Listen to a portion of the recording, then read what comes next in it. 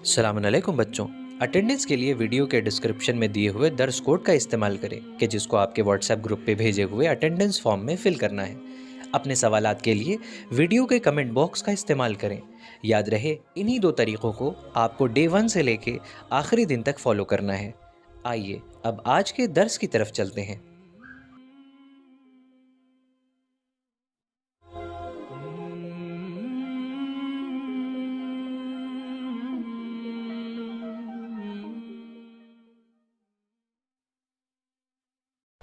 बिस्मिल्लाहिर्रहमानिर्रहीम रब्बिश्रह ली सदरी वयस्सिर ली अमरी वहलुल उक़दतम मिन लिसानी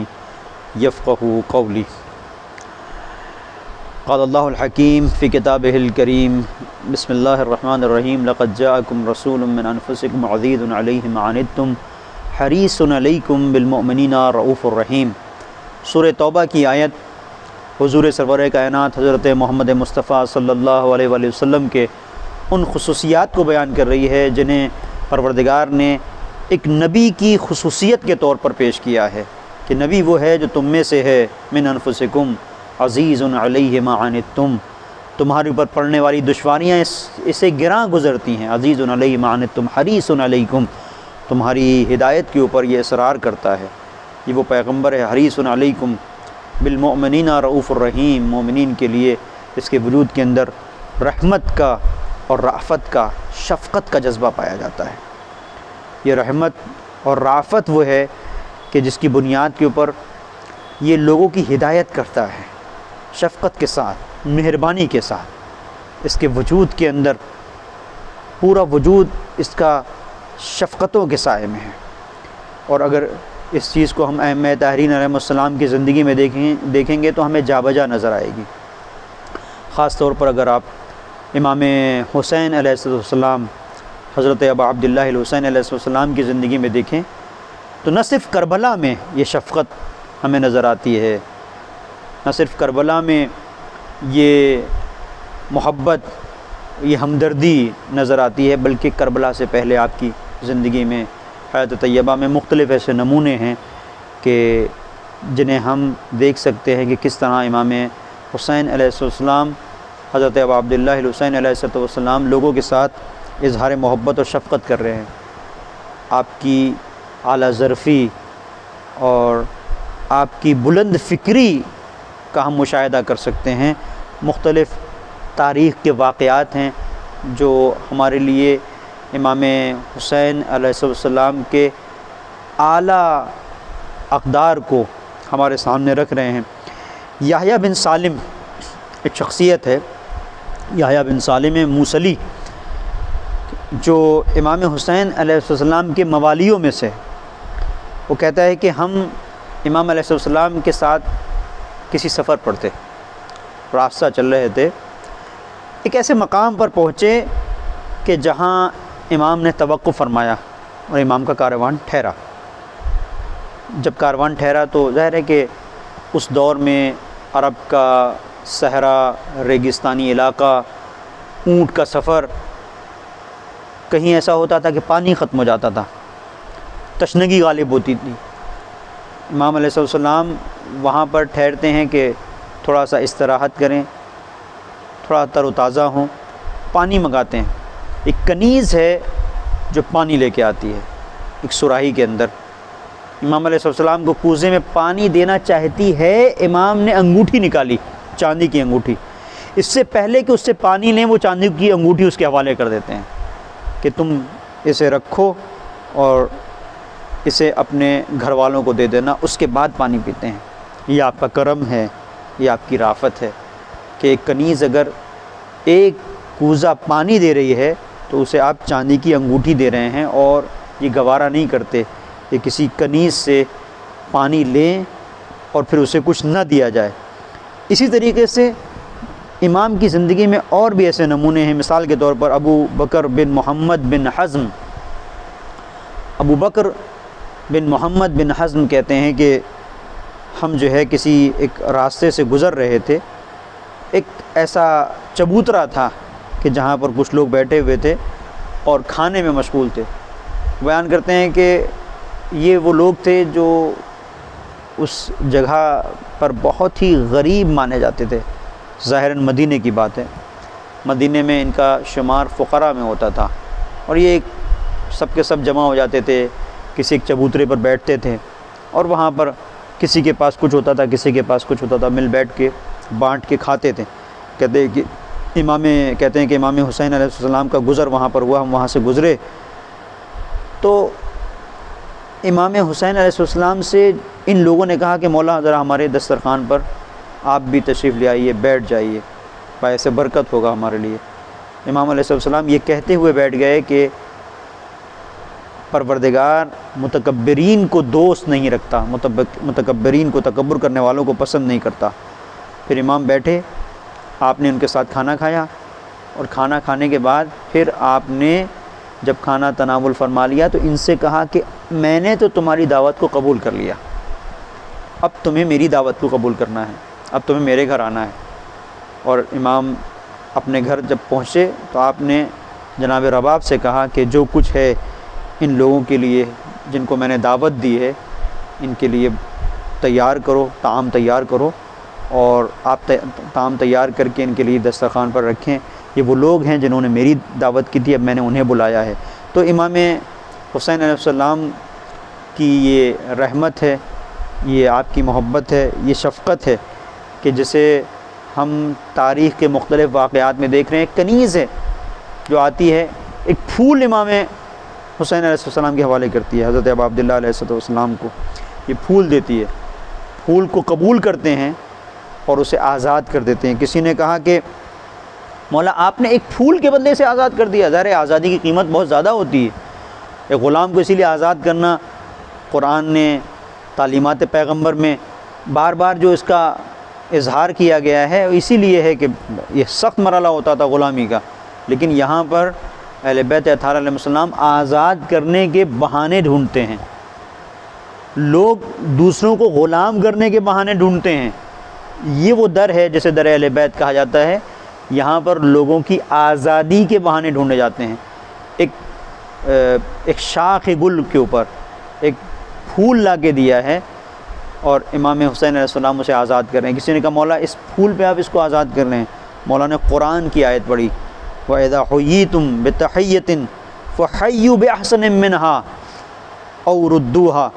اب آپ یہ دیکھیں کہ امام حسین علیہ السلام نے قرآن کی یہ آیت پڑھی کہ اگر جب تمہیں کوئی چیز دی جائے تو تم اس کی طرح سے اس کی جیسی کوئی چیز دو یا اس سے بہتر اس کے حوالے کرو، یہ قرآن کی آیت مجھ سے کہتی ہے۔ تو اب یہ جب مجھے کچھ دے رہی ہے تو اپنے اعتبار سے دے رہی ہے، میں اگر کچھ دے رہا ہوں تو سبط پیغمبر کی عنوان سے دے رہا ہوں، میں وارث پیغمبر کے عنوان سے دے رہا ہوں۔ پیغمبر آئے کس لیے تھے؟ وَيَضَعُ عَنْهُمْ إِصْرَهُمْ وَالْأَغْلَالَ الَّتِي كَانَتْ عَلَيْهِمْ۔ پیغمبر آئے تھے اس لیے، انبیاء آئے تھے اس لیے تاکہ لوگوں کو ان کی غلامی کی زنجیروں سے نجات دیں۔ تو امام حسین علیہ السلام نے وہی عمل انجام دیا ہے کہ پروردگار نے کہا کہ قرآن کریم میں حکم ہوا کہ اگر کوئی تمہیں کچھ دے تو اس کا بہترین ہدیہ اس کے حوالے کرو۔ تو امام حسین علیہ السلام نے بہترین ہدیہ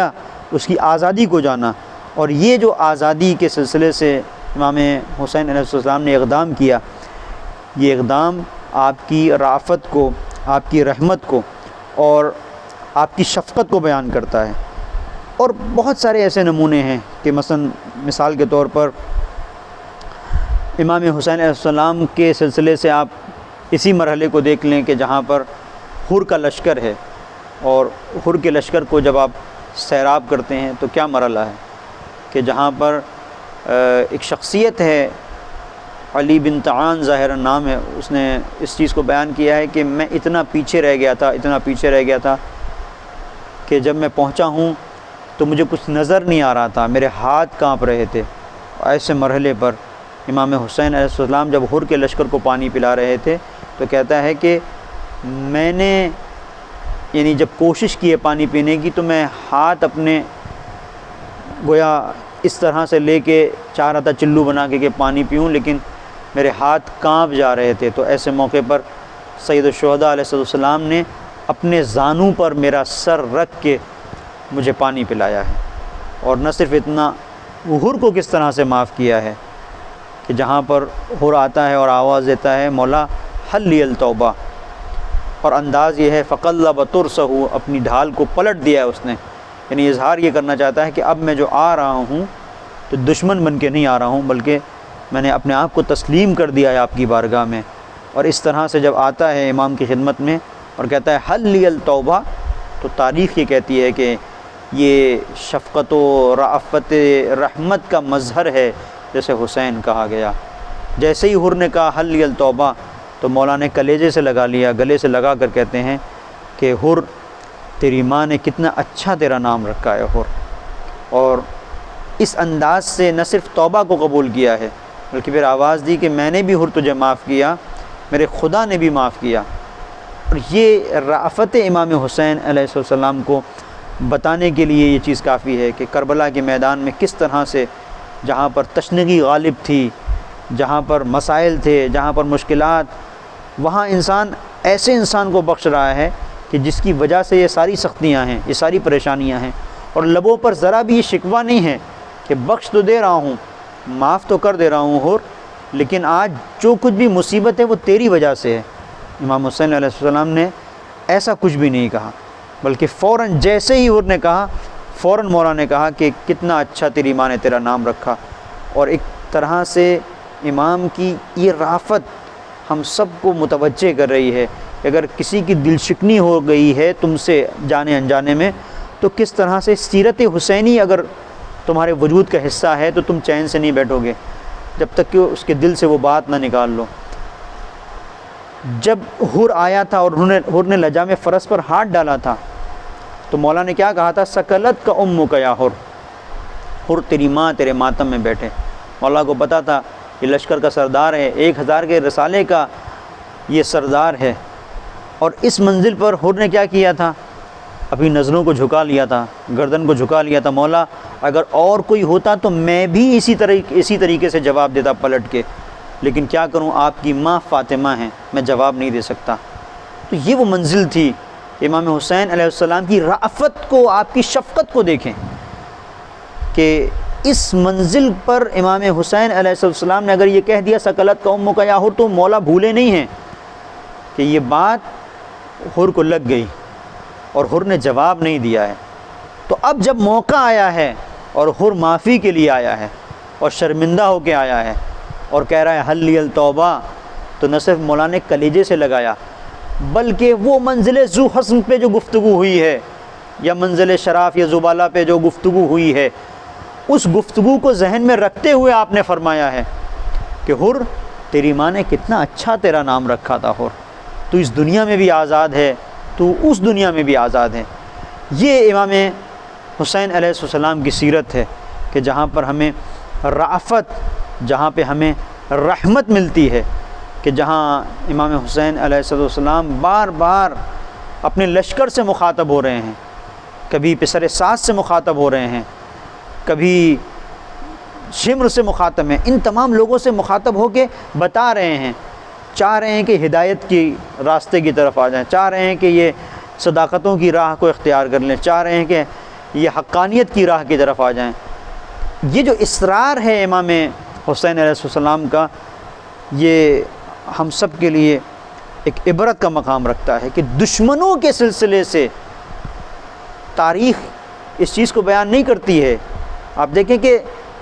تاریخ صرف یہ بیان کرے گی امام حسین علیہ السلام آئے، اور آنے کے بعد انہوں نے شب عاشور تک یہ کوشش کی کہ راہ راست پر کچھ لوگ آ جائیں، لیکن تاریخ سے بیان نہیں کرے گی کہ کتنے امام حسین علیہ السلام پیاسے تھے، کیسا داغ سینے پر تھا، اور جب جنگ کے میدان میں جب قتال کر رہے ہیں تب بھی کوشش یہ ہے، تب بھی خطبہ دے رہے ہیں، اس وقت تک آپ حجت کو تمام کر رہے ہیں۔ تو وہ کیفیت کیا ہے کہ جہاں پر سینے میں زخم ہے، جہاں علی اصغر کا زخم ہے وہاں علی اکبر کا بھی زخم ہے، اپنے برابر کے 36 سالہ بھائی کے کٹے ہوئے بازو کو اٹھانے والا حسین جب میدان قتال میں جنگ کر رہا ہے، تو صرف جنگ نہیں، ایک مرحلہ یہ ہے کہ جنگ کر رہے ہیں، اور دوسری منزلیں وہیں پر بار بار یہ کہتے جاتے ہیں کہ تم کیوں میرے خون کے پیاسے ہو، کیوں تم مجھے قتل کرنا چاہتے ہو۔ نہیں، آخر وقت تک آپ یہ چاہتے ہیں، اور نہ صرف آخر وقت تک، شب عاشور پھر مہلت لی ہے، اللہم انکا انت تعلم انی احب الصلاۃ واحب تلاوت القرآن، یہ پروردگار تو جانتا ہے کہ میں نماز کو پسند کرتا ہوں، میں تلاوت قرآن کریم کو پسند کرتا ہوں۔ اور وصیت یا اختہ لا تنسینی فی صلاۃ اللیل، نماز شب میں مجھے میری بہن فراموش نہ کرنا۔ یہ ساری وہ چیزیں ہیں جو امام مہلت لے رہے ہیں، اس کے ذریعے سے بتانا چاہتے ہیں کہ کس طرح سے مجھے بندگی پسند ہے، کس طرح سے مجھے تلاوت قرآن کریم پسند ہے، تاکہ لوگوں کے ذہنوں میں واضح ہو سکے کہ حسین محافظ قرآن کا نام ہے، یہ میسج منتقل ہو سکے۔ شاید کہ کوئی آ جائے یہ سوچ کر کہ ہم کس سے جنگ کر رہے ہیں، ان کے گھر میں تو قرآن نازل ہوا ہے، ہم کس سے جنگ کر رہے ہیں، ان کے گھر سے رسالت کے چشمے پھوٹے ہیں، یہ معدن رسالت ہیں۔ اور امام حسین علیہ السلام کا یہ انداز وہی انداز ہے کہ جو پیغمبر کا انداز تھا، کہ آخر تک آپ کی کوشش یہ تھی کہ لعلک باخع نفسک، کہ پیغمبر آپ قریب ہے، ان قریب کہ آپ اپنی جان دے دیں لوگوں کے لیے۔ امام حسین علیہ السلام جان دینے کے مرحلے سے گزر گئے، اور جان دی اور دینے کے بعد آج تک عالم انسانیت میں نہ جانے کتنے لوگ ہیں جو امام حسین علیہ السلام کے شہادت کے اس تابندہ درخشاں سورج کی روشنی پا کر راہ حقانیت کی طرف آ رہے ہیں۔ امام حسین علیہ السلام جو رأفت پیغمبر ہے، جو رحمت پیغمبر ہے، اس رحمت اور رأفت پیغمبر کے وارث ہیں، لہٰذا تڑپ ہے آپ کے دل کے اندر، لہٰذا تکلیف ہے آپ کو کہ یہ جو لوگ ہیں جو مجھ سے مقابلے کے لیے آئے ہیں، یہ آئے ہیں انحراف کے راستے پر چل رہے ہیں، یہ بدعتوں کو دین سمجھ رہے ہیں اور ان کی عاقبت بخیر نہیں ہوگی، لہٰذا امام علیہ السلام چاہتے ہیں کہ انہیں نجات کے راستے تک لے کے آئیں۔ اور اسی بنیاد کے اوپر کربلا میں آپ دیکھیں مختلف ایسے مقامات ہیں کہ جہاں پر آپ نے مذاکرات کیے ہیں اور اپنے قریبی ساتھیوں کو بھیجا ہے، کہ جہاں مذاکرات کے لیے ادھر سے کمانڈر اور سپہ سالار کو لایا گیا ہے، امام حسین علیہ السلام ہیں، دشمن سے مذاکرہ کر رہے ہیں، دشمن سے بات چیت کر رہے ہیں۔ تو یہ دشمن سے بات چیت کرنا یہ بہت اہم ہے کہ ابھی وہ مرحلہ ہے کہ جہاں پر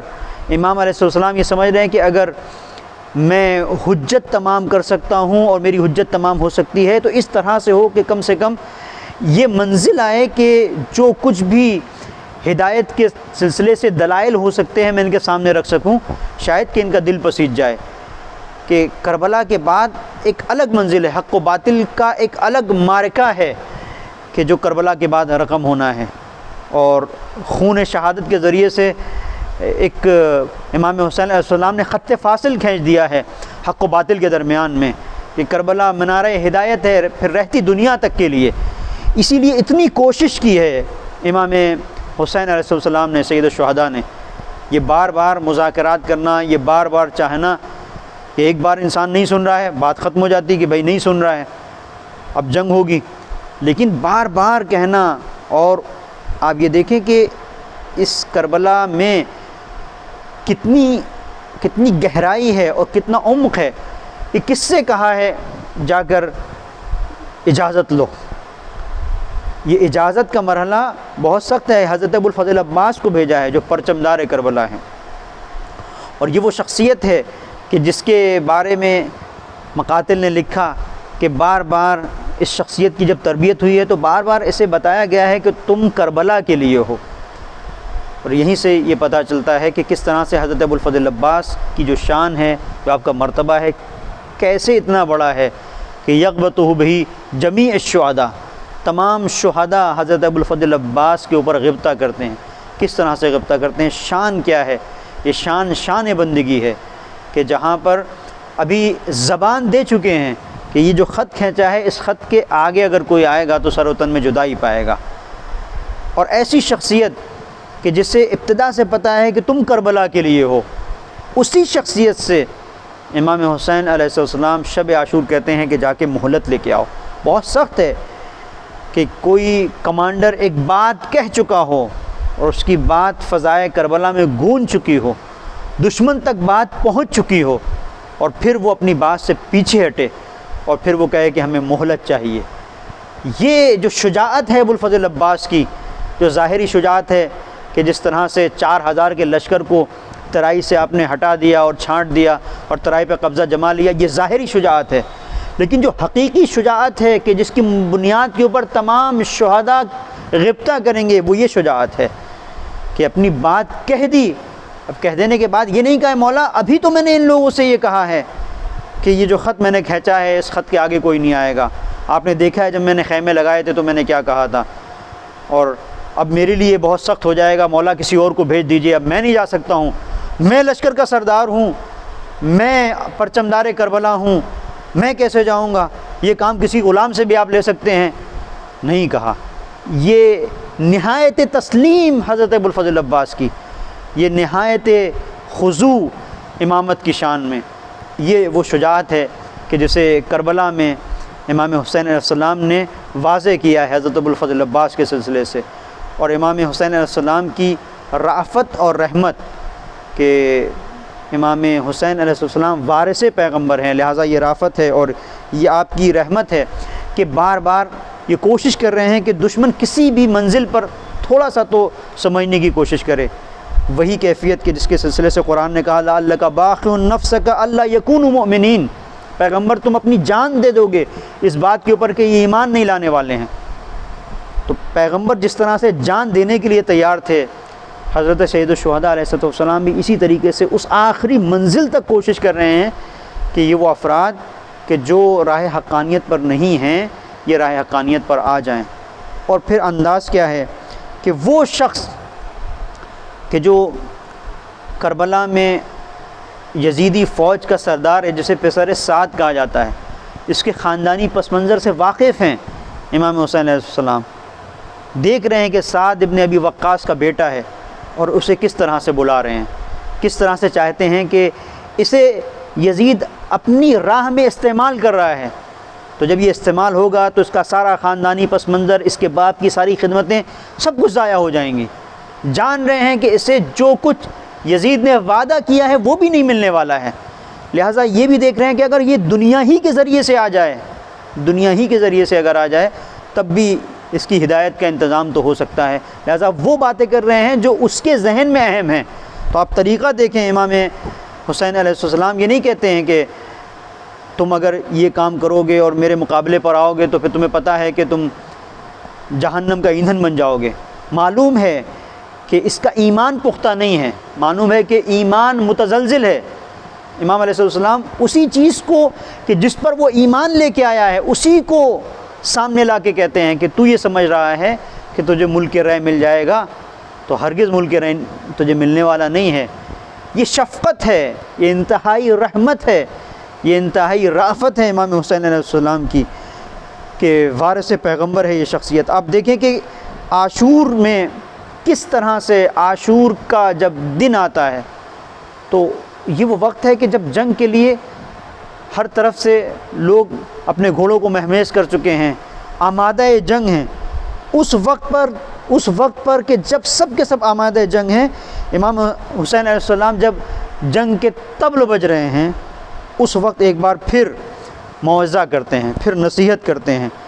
اور تمام لشکر کے لوگوں کو مخاطب کرتے ہیں اور کہتے ہیں کہ یہ بتاؤ کہ میں نے کسی حلال کو حرام قرار دیا یا میں نے کسی حرام کو حلال قرار دیا. اور اس وقت جہاں گفتگو آپ پسر سعد سے کرتے ہیں، شمر سے بھی گفتگو کرتے ہیں، شمر سے بھی گفتگو کرتے ہیں اور کہتے ہیں کہ یہ بتاؤ پسر سعد، تمہیں اس بات کا خوف نہیں ہے، تمہیں اس بات کا خوف نہیں ہے کہ تم ایک بار جاؤ گے تو تم سے کیا سوال ہوگا، رب کی بارگاہ میں جب تم جاؤ گے تو تم سے کیا سوال ہوگا. جہاں پر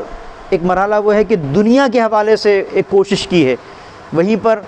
اس بات کی طرف ہی متوجہ کیا ہے کہ اگر کہیں سے کوئی رمق باقی رہ جائے، کہیں سے کوئی ایک ایمان کی ایک ہلکی سی بھی اگر رمق ہو تو اس کو ابھارنے کی کوشش کی ہے. اس بات کو یاد دلایا ہے کہ اگر تم صاحب ایمان ہو اور اگر تم اس بات پر یقین رکھتے ہو کہ معاد ہے، آخرت ہے، تو تمہیں اس بات کا ڈر نہیں لگتا کہ خدا کے پاس تم جاؤ گے تو کیا جواب دو گے. اور تمہیں یہ نہیں پتہ کہ میں کس کا بیٹا ہوں، تمہیں یہ نہیں پتہ کہ میں کس کا بیٹا ہوں، کس سے جنگ کر رہے ہو. ان لوگوں کو چھوڑ دو. پھر واضح طور پر کہا ان لوگوں کو چھوڑ دو، یہ تمہارا ساتھ دینے والے لوگ نہیں ہیں، خدا کے نزدیک ہو جاؤ. اور اس منزل پر کیا پسر سعد جو بات کرتا ہے اس کو آپ دیکھیں، کیا کہتا ہے کہ مولا میں ڈرتا ہوں کہ اگر میں آپ کا ساتھ دوں گا تو میرا گھر تباہ کر دیا جائے گا، میرا گھر برباد ہو جائے گا۔ اب امام حسین علیہ السلام نے یہ نہیں کہا کہ تمہارا گھر برباد ہو جائے گا تو آخرت میں بہترین گھر ہوگا، وہی ایمان کے اس کے پیمانے کے مطابق گفتگو کی ہے۔ کہا کہ تمہارا گھر اگر برباد ہو جائے گا تو میں تمہارا گھر بناؤں گا، یعنی اس گھر کی بات نہیں کر رہے ہیں جو بہشت کی بات ہے۔ دیکھ لیا کہ اس کا سارا ہم و غم یہی دنیا ہے، کہا کہ میں تمہارا گھر بناؤں گا، تم گھر کے سلسلے سے پریشان نہ ہو۔ کہا کہ میری زمین جائیداد جو ہے وہ ختم ہو جائے گی، یزید اس پر قبضہ کر لے گا۔ کہا کہ میرے پاس جو مال ہے حجاز میں بہترین زمین میں تمہارے حوالے کروں گا۔ یعنی امام بتانا چاہ رہے ہیں کہ اگر کوئی انسان دنیا کے دلدل میں دھس جاتا ہے تو اس کا نکلنا کتنا مشکل ہو جاتا ہے۔ مثل الدنیا کمثل ماء البحر کلما شرب منہ العطشان ازداد عطشا حتی یقتلہ۔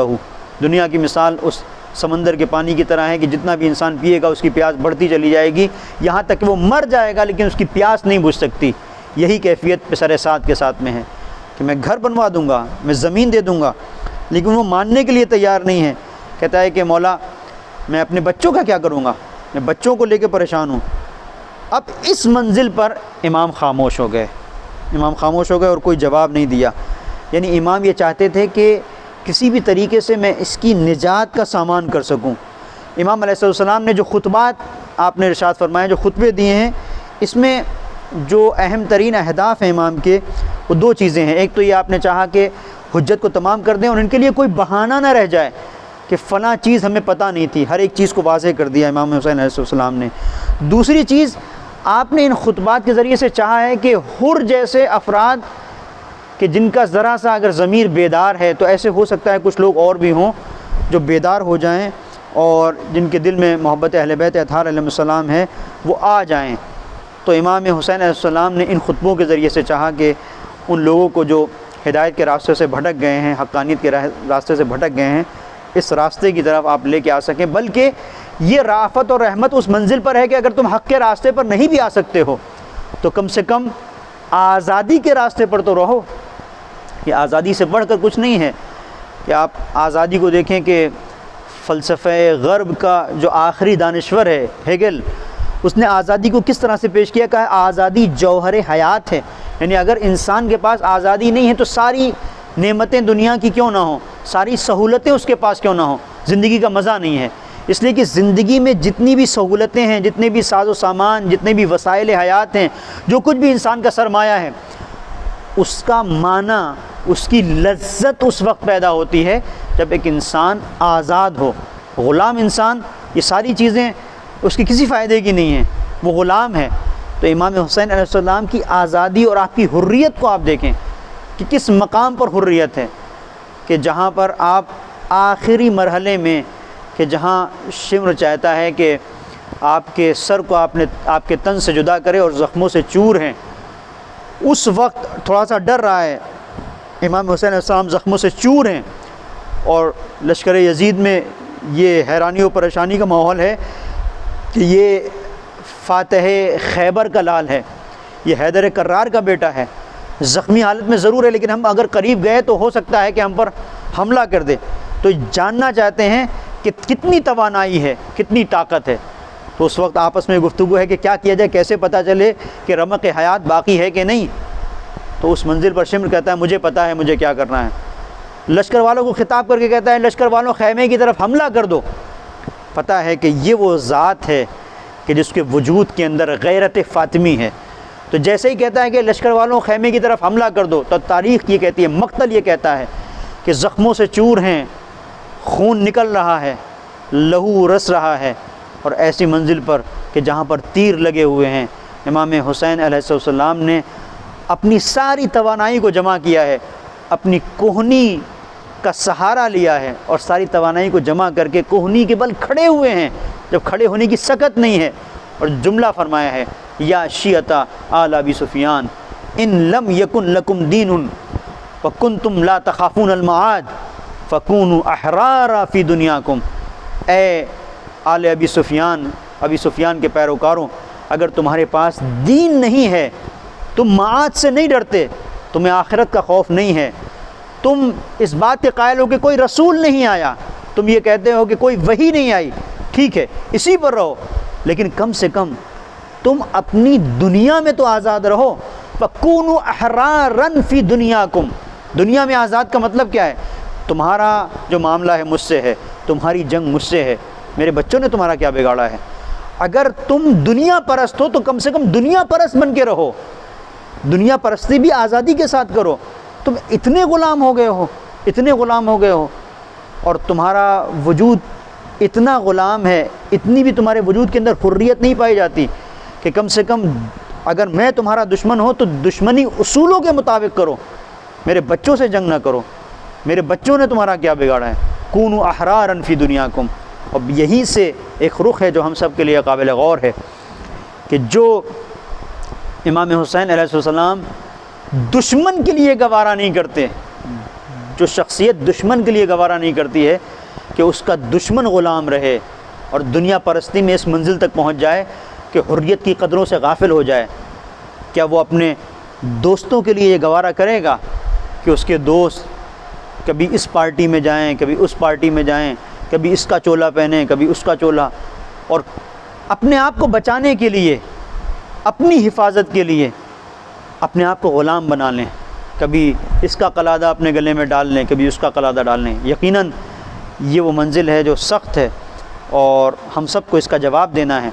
کہ سید الشہداء علیہ السلام کی جو رافت ہے، جو سید الشہداء علیہ السلام کی جو محبت ہے، جو شفقت ہے، وہ شفقت اور وہ محبت ہم سے اس بات کا تقاضا کرتی ہے کہ آج بھی حسین تمہیں پکار رہا ہے، آج بھی حسین تمہیں آواز دے رہا ہے۔ ہم سن کے تو دیکھیں، یہ صدائے حلم ناصر یہ 1400 سال پرانی صدا نہیں ہے، آج بھی کربلا موجود ہے۔ ہمیں آج کے یزید کو پہچاننا ہے، آج کی یزیدیت کو پہچاننا ہے، اور ہمیں کوشش کرنا ہے کہ ہم یہ دیکھیں کہ آج ہم کس خیمے میں ہیں۔ آج بھی یہ صدا آ رہی ہے کہ کون ہے جو میری مدد کرے، کون ہے جو میری نصرت کرے، کون ہے جو حق بات کی طرف آئے، کیسے نصرت کریں گے، کیسے حقانیت کی طرف آئیں گے؟ امام حسین علیہ السلام آواز دے رہے ہیں، الا ترون ان الحق لا یعمل بہ وان الباطل لا یتناہى عنہ۔ موت سے ڈر لگتا ہے، موت کا خوف ہے، لہذا موت کا خوف ہمیں لے کے جاتا ہے، کبھی اس کے سامنے جھکاتا ہے، کبھی اس کے در پہ جھکاتا ہے، کبھی اس کی گداگری کراتا ہے، کبھی اس کے در کے اوپر جبہہ سائی کرتے نظر آتے ہیں۔ امام حسین علیہ السلام آواز دیتے ہیں کہ تم اگر موت سے ڈر گئے تو یہی وہ منزل ہے، اس کا مطلب تمہارا کوئی تعلق حسینیت سے نہیں ہے۔ مرحلہ ہے، تمہیں اگر خوف ہونا چاہیے تو اس بات کا ہونا چاہیے کہ تم ذلیل ہو جاؤ گے۔ موت سے ڈر حسینی کو نہیں ہوتا، ایک حسینی کو ڈر ہوتا ہے ذلتوں سے۔ الا ترون ان الحق لا یعمل بہ وان الباطل لا یتناہى عنہ لیرغب المؤمن فی لقاء ربہ حقا حقا فانی لا اری الموت الا سعادہ والحیاۃ مع الظالمین الا برما۔ کیا تم نہیں دیکھتے کہ حق پر ایسی صورت میں ضروری ہے کہ ایک صاحب ایمان کے لیے کہ وہ موت کی تمنا کرے، اس لیے کہ اس زندگی کی کوئی معنی نہیں ہے جہاں پر ہم حق کو حق نہ کہہ سکیں، جہاں پہ باطل کو باطل نہ کہہ سکیں۔ اور امام حسین علیہ السلام نے ہمیں متوجہ کیا کہ دیکھو، الا ترون ان الحق لا یعمل بہ وان الباطل لا یتناہى عنہ لیرغب المؤمن فی لقاء ربہ حقا حقا فانی لا اری الموت الا سعادہ والحیاۃ مع الظالمین الا برما۔ کہ دیکھو کہ کیا حق پر عمل نہیں ہو رہا ہے؟ الا ترون، کیا تم نہیں دیکھتے کہ حق پر عمل نہیں ہو رہا ہے؟ کیا تم نہیں دیکھتے کہ باطل سے نہیں روکا جا رہا ہے؟ ایسی صورت میں کہ اگر حق پر عمل نہ ہو رہا ہو، باطل سے نہ روکا جا رہا ہو، تو ایک مومن کو حق حاصل ہے کہ وہ لقائے پروردگار کی تمنا کرے، وہ موت کی تمنا کرے۔ یہ موت کی تمنا اگر حق پر عمل نہیں ہو رہا ہے تو عین رحمت ہے، عین محبت ہے، اس لیے کہ دین اس کے علاوہ کیا ہے؟ حل الدین الا الحب۔ لیکن جس دین میں، جو دین ہمیں بتاتا ہے کہ محبت کی راہ میں آگے بڑھو، اگر ہم اس محبت کے اس دائرے کے اندر نہیں جی سکتے، جو دین ہمیں بتاتا ہے کہ تمہاری پوری زندگی حب فی اللہ والبغض فی اللہ میں ہونا چاہیے، کہ جہاں پر دین ہمیں بتاتا ہے کہ جہاں پہ اللہ کی محبت کے راستے پہ تم آگے بڑھو گے اور اللہ کی جہاں پر نفرت تمہیں رکھنا ہے تو وہ نفرت ذاتی نہیں ہونا چاہیے، وہ نفرت دین کی بنیاد کے اوپر ہونا چاہیے۔ نفرت کے بھی اصول ہیں جس طریقے سے محبت کے اصول ہیں، تو یہ امام حسین علیہ السلام کی محبت ہے، یہ آپ کی شفقت ہے، یہ آپ کی رافت ہے کہ آپ لوگوں کو حقانیت کی طرف بلا رہے ہیں، حق کی طرف آواز دے رہے ہیں۔ اگر ہم امام حسین علیہ السلام سے محبت کرتے ہیں، آپ سے عشق کا دعویٰ کرتے ہیں، تو ہمارے لیے بھی ضروری ہے کہ ہم یہ دیکھیں کہ امام حسین علیہ السلام کے مقصد پر ہم کتنا عمل کر رہے ہیں۔ کیا اگر کہیں پر حق پر عمل ہو رہا ہے تو ہم حق کا ساتھ دے رہے ہیں کہ نہیں دے رہے ہیں؟ اگر حق پر عمل نہیں ہو رہا ہے اور باطل پر عمل ہو رہا ہے تو باطل کے خلاف ہم اٹھ کھڑے ہونے کا جذبہ رکھتے ہیں کہ نہیں؟ اگر یہ جذبہ رکھ رہے ہیں تو اس کا مطلب یہ ہے کہ ہم حسینی ہیں۔ امام حسین علیہ السلام سیرت پیغمبر کے عملی نمونے کو پیش کر رہے ہیں، اور سیرت پیغمبر یہ ہے لقد جاءکم رسول من انفسکم عزیز علیہ ما عنتم حریص علیکم بالمؤمنین رؤوف الرحیم۔ یہ مومنین کے لیے رؤوف الرحیم ہونے کی بنیاد کے اوپر ہے کہ حسین نہیں چاہتے ہیں کہ وہ لوگ جو صاحبان ایمان ہیں وہ اپنے دل میں ایمان رکھتے ہوئے باطل کی راہ پر گامزن ہو جائیں، حق کا ساتھ نہ دیں۔ لہٰذا ہم سب کے لیے ضروری ہے کہ ہم ایک گہرائی کے ساتھ اپنا محاسبہ کریں اور دیکھیں کہ کربلا میں حسین تنہا کہاں کھڑے ہیں اور ہم کہاں پر ہیں۔ انشاءاللہ اگر ہم اپنا یہ محاسبہ کریں گے تو یقیناً اس ہم مفہوم کو سمجھ سکیں گے کہ امام حسین علیہ السلام نے کربلا میں کیا پیغام دیا ہے اور کیا چاہا ہے۔ وصلی اللہ علی محمد وآلہ الطاہرین۔